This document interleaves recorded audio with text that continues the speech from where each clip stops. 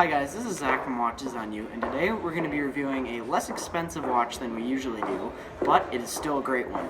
So this is the Longines Heritage Chronograph, and it's actually a Monopusher chronograph, which makes it pretty unique. So now we're going to take this down to the pad so you guys can get a closer look at it.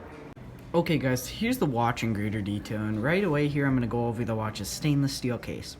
So the case is 41mm, which is very close to my favorite, which is 40mm, so no bad things there. I really like that size. The case is also finished very well. It's got polishing all the way around, done with the usual Longines quality. Now, being Longines is more of an entry-level watch, wherein it might not be comparable to, say, Rolex, but this is for sure done extremely well. And I was a little surprised when I saw this case. I mean, the polishing is done very well. It is a very clean mirror, and I really can't say many bad things about it. So now I'm going to move on to the dial and complications. So on the dial, you have your running seconds on the left. This is a 2 sub-dial chronograph instead of the common 3.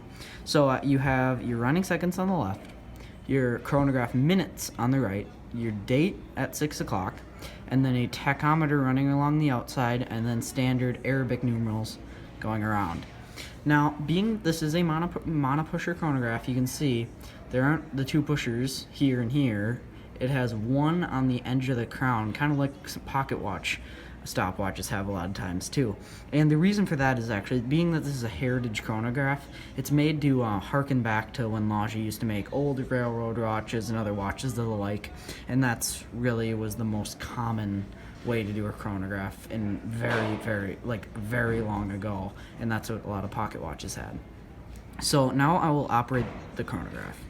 So the chronograph action is very good. The pusher is super smooth.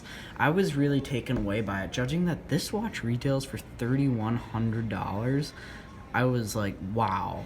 Because, I mean, it's now now I'll stop the chronograph and show you how it works. So the first push started, as you saw. The second push stops it, and then third push resets it. Now, I was really surprised also to find out that the action, when you look at the back here, you can see it's a column wheel movement. That's the column wheel.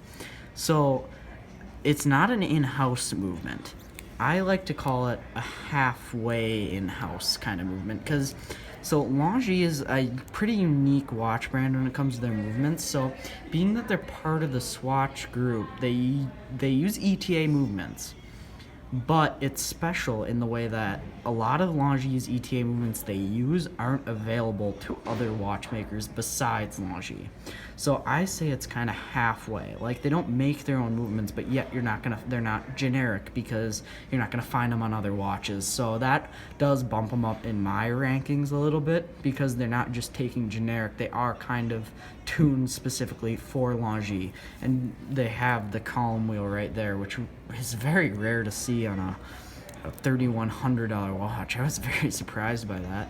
But yeah, the finishing is great too. You got beautiful perlage, and then Côte de Genève on the rotor, and the nice gold Longines lettering on the rotor, and a carving of their logo there. I was really taken away by the finishing for a $3,100 watch. So yeah, very, very good quality in the movement there. So now I'll do a wrist shot. So as I said, 41mm. Sorry, right there. Sorry, it's kind of hard to get a pin buckle on with gloves, so I'm just gonna hold it here.